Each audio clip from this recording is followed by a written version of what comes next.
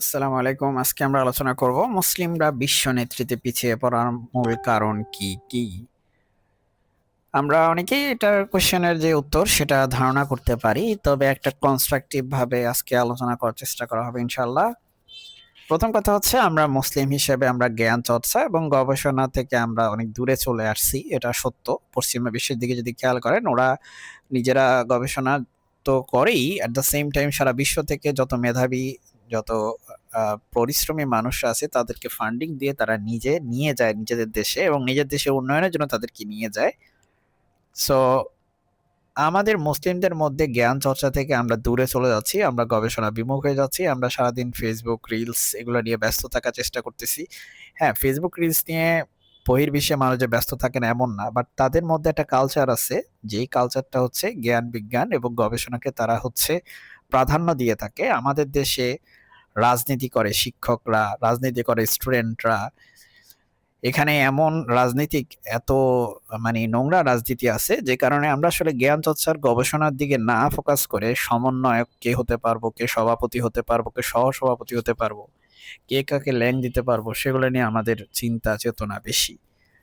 যাই হোক, কেউ মন খারাপ করবেন না আমি এভাবে বলার কারণে, বাট আপনি যদি একটু ঠান্ডা মাথায় ভেবে দেখেন, এটা কিন্তু বাস্তব। আমাদের মুসলিম হিসেবে পিছিয়ে পড়ার কারণ কারণটা এখানে নিহিত আছে।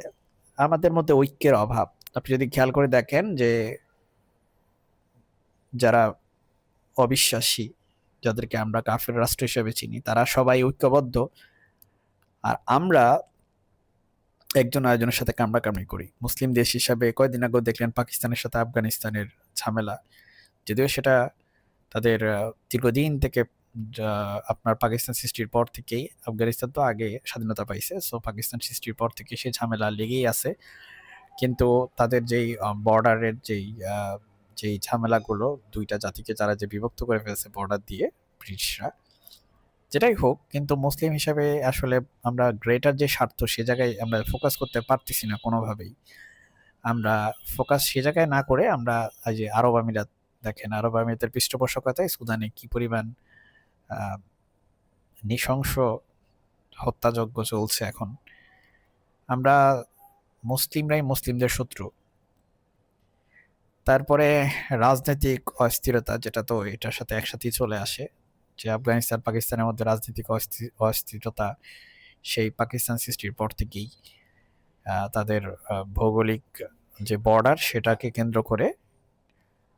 আবার যদি খেয়াল করে দেখেন, আসলে যত সম্ভব ডুরাল লাইনকে কেন্দ্র করে, রাইট? যদি খেয়াল করে দেখেন, সারা বিশ্বে একই রকম অবস্থা, মুসলিমরা মুসলিমদের শত্রু হয়ে গেছে রাজনৈতিক কারণে। আসলে আমরা ধর্মীয় যে ঐক্যবদ্ধতা, হাদিসে যেমন রাসূল সাল্লাল্লাহু আলাইহি সাল্লাম বলছে যে মুসলিমরা হচ্ছে একটা দেহের মতো, যেটার একটা অঙ্গ ব্যথা পেলে অন্য অঙ্গ অঙ্গ কিন্তু ভালো থাকতে পারে না। আমরা সেই যেই স্বার্থ, ব্যক্তি চিন্তা বা শুধুমাত্র রাষ্ট্রীয় বা দেশ নিয়ে চিন্তা না করে আমরা যে গ্রেটার মুসলিম উম্মাহ নিয়ে আমরা চিন্তা করব, সেই চিন্তার মধ্যে আমাদের, সেই চিন্তার সাথে আমাদের আসলে সংযোগটা নাই। তারপরে পশ্চিমা উপনিবেশ ও পরবর্তীকালের প্রভাব। দীর্ঘদিন ধরে মুসলিম দেশগুলো ইউরোপীয় বণিকদের শাসনে ছিল, এবং তারা স্থানীয় শিক্ষা, প্রশাসন, অর্থনীতিকে দুর্বল করে দেয়। স্বাধীনতার পর অনেক দেশ উপনিবেশিক কাঠামো থেকে মুক্ত হতে পারেনি। ধর্মের ভুল ব্যাখ্যা ও অগ্রগতি বিরোধী মনোভাব। কিছু জায়গায় ইসলামকে এমনভাবে ব্যাখ্যা করা হয় যেন বিজ্ঞান, স্বাধীন চিন্তা বা নতুনত্ব ইসলাম বিরোধী। অথচ প্রাচীন মুসলিম বিজ্ঞানীরা যেমন ইবনে সিনা, মুসা আল খারিজমি, আল বিরুনি প্রমাণ করেছেন যে বিজ্ঞান ও ধর্ম সহাবস্থান করতে পারে। অর্থনৈতিক নির্ভরশীলতা, যেমন তেল নির্ভর অর্থনীতি, উৎপাদনশীল শিল্পের অভাব মুসলিম দেশগুলোতে দুর্বল করেছে। হ্যাঁ, কারণ মুসলিম যারা দেশ, যারা আরব রাষ্ট্রগুলো, তাদের বেশিরভাগই আসলে তাদের মাটির নিচে তেল পেয়ে আজকে তারা ফুলে ফেপে বড় হয়েছে।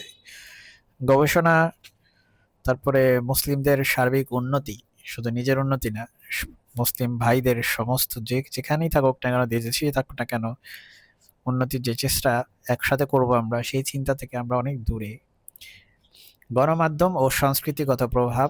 মুসলিম সমাজে আমাদের নিজস্ব যে আসলে মিডিয়া, আমাদের সেই মিডিয়াটা কোথায়, যারা আমাদের হয়ে কথা বলবে?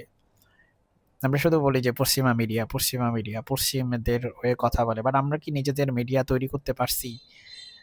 আমাদের নিজস্ব মিডিয়া যারা আমাদের ভয়েস হিসাবে কাজ করবে, সেটা প্রশ্ন থেকেই যায়।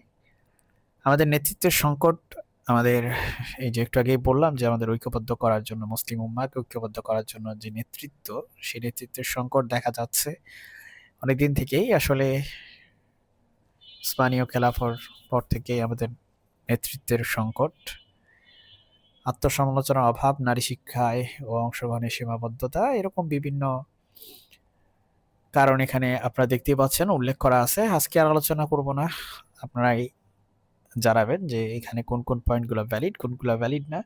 আসসালামু আলাইকুম।